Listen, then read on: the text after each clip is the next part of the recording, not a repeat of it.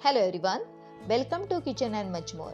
आज आपण भट्टीसारखे कुरकुरीत असे खारे शेंगदाणे घरी कसे बनवायचे हे पाहणार आहोत. याआधी तुम्ही अनेकदा खारे शेंगदाणे विकत घेतले असतीलच, पण आता घरच्या घरी हे खारे शेंगदाणे कसे बनवायचे हे आपण अगदी सोप्या पद्धतीने पाहणार आहोत. चला तर मग व्हिडिओला सुरुवात करूयात. सुरुवातीला इथे मी शेंगदाणे घेतलेले आहेत. हे अगदी साधे शेंगदाणे आहेत. इथे मी कुठल्याही वेगळ्या शेंगदाण्याचा वापर केलेला नाही आहे.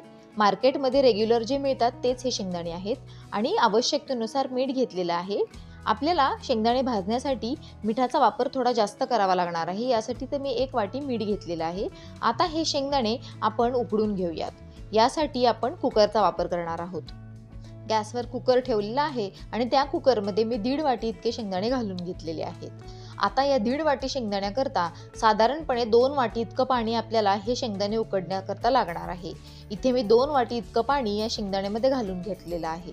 शेंगदाणे पाण्यामध्ये बुडतील एवढं पाणी आपण या कुकरमध्ये घालून घेतलेलं आहे. आता याच्यामध्ये आवश्यकतेनुसार मीठ घालून घ्यायचं आहे. इथे मी साधारण 2 चमचे इतकं मीठ घातलेलं आहे. मीठ थोडं जास्त घालायचं, कारण पाण्याबरोबर हे मीठ निघून जातं.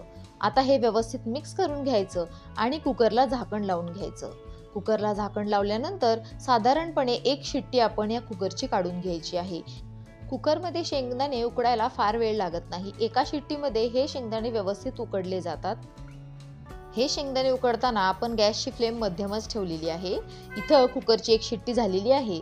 आता गॅस बंद करायचा आणि हा कुकर आपण थंड होईपर्यंत वाट पाहायची आहे. कुकर एकदा थंड झाला की त्यानंतरच आपण याचं झाकण उघडायचं आहे. इथे एका भांड्यावर मी चाळण ठेवून घेतलेली आहे. तिकडे कुकर देखील थंड झालेला आहे. आता त्या कुकरमधील उकडलेले शेंगदाणे आपण या चाळणीमध्ये काढून घेणार आहोत. हे शेंगदाणे या चाळणीमध्ये काढून घ्यायचं आणि एक साधारण 5 मिनिटं हे असंच निथळत ठेवून द्यायचं आहे. तुम्ही तर पाहताय कशा पद्धतीनं मी हे शेंगदाणे या चाळणीमध्ये काढून घेतलेलं आहे. हे शेंगदाणे चमच्याच्या साहाय्याने चाळणीवर पसरून घ्यायचं, कारण कुकर जरी थंड असला तरी शेंगदाणे अजून गरम आहेत. शेंगदाण्यामधील सगळं पाणी या भांड्यामध्ये पूर्णपणे निथळलेलं आहे. चाळणीमधील पाणी पूर्णपणे निथळल्यानंतर असं एक कापड घ्यायचं आणि त्याच्यावर आपण हे शेंगदाणे पसरवून घ्यायचे आहेत. साधारण 10 ते 15 मिनिटं हे शेंगदाणे आपल्याला सुकवून घ्यायचे आहेत. खूप जास्त वेळ देखील हे शेंगदाणे सुकवून घ्यायचे नाहीत किंवा उन्हात देखील सुकवायचे नाहीत. हे असेच फॅन खाली 10 ते 15 मिनिटं सुकवून घ्यायचे. इथे मी शेंगदाणे भाजण्यासाठी लोखंडाचा तवा गरम करून घेतलेला आहे व त्याच्यामध्ये 1 वाटी इतकं मीठ देखील गरम करून घेतलेलं आहे व हे सुकलेले शेंगदाणे एका बाउलमध्ये काढून घेऊन ते आता या मिठामध्ये व्यवस्थित मी भाजून घेणार आहे. गॅसची फ्लेम मोठी करायची आणि 2 चमचेच्या साहाय्याने सुरुवातीला हे मीठ आणि शेंगदाणे मोठ्या गॅसवरच आपल्याला भाजून घ्यायचे आहे. गॅसची फ्लेम ही सुरुवातीला मोठीच ठेवायची, जेणेकरून ते शेंगदाण्यामधील पूर्णपणे मॉइश्चर हे कमी होईल. लोखंडी तवा किंवा लोखंडी कढईमध्ये शक्यतो हे शेंगदाणे आपल्याला भाजून घ्यायचे आहेत. जर तुमच्याकडे कढई किंवा लोखंडी तवा नसेल तर तुम्ही एखाद्या जाड तळ्याच्या भांड्यामध्ये हे शेंगदाणे भाजून घ्यायचे आहेत. लोखंडी भांड्यामध्ये हे खारे शेंगदाणे भाजल्यामुळे त्याला अगदी भट्टीसारखी चव येते. म्हणून शक्यतो खारे शेंगदाणे तयार करताना आपण लोखंडी तव्याचाच वापर करायचा. इथे हे शेंगदाणे भाजताना मी गॅसची फ्लेम हाय ठेवलेली आहे. तुम्ही इथं पाहताय कशा पद्धतीने मी शेंगदाणे भाजते. शेंगदाणे भाजताना सतत ते हलवत राहायचे, जेणेकरून ते खरपूस असे भाजले जातात आणि सतत हलवत राहिल्यामुळे ते करपत देखील नाहीत.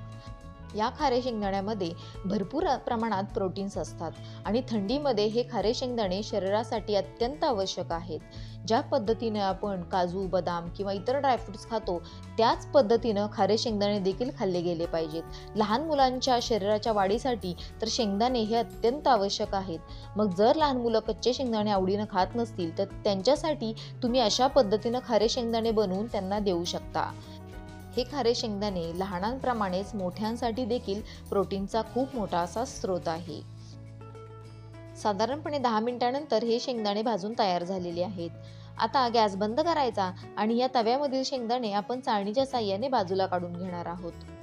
चाळणीच्या साहाय्याने शेंगदाणे काढल्यामुळे याच्यामध्ये एक्स्ट्राचं मीठ अजिबात राहत नाही. तुम्ही इथं पाहताय कशा पद्धतीने मी शेंगदाणे बाजूला काढून घेतलेले आहेत. अगदी खरपूस असे भट्टीसारखेच आपले शेंगदाणे भाजून तयार झालेले आहेत.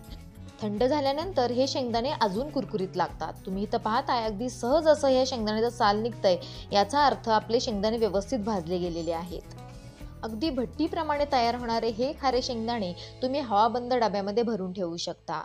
ही खारे शेंगदाण्याची रेसिपी तुम्हाला कशी वाटली हे मला कमेंट बॉक्समध्ये नक्की सांगा. व्हिडिओ आवडला तर लाईक करा, जास्तीत जास्त शेअर करा आणि माझ्या किचन अँड मच मोर या चॅनलला सबस्क्राईब करा. चला तर मग भेटू अशाच एका नवीन रेसिपीसोबत. तोपर्यंत धन्यवाद.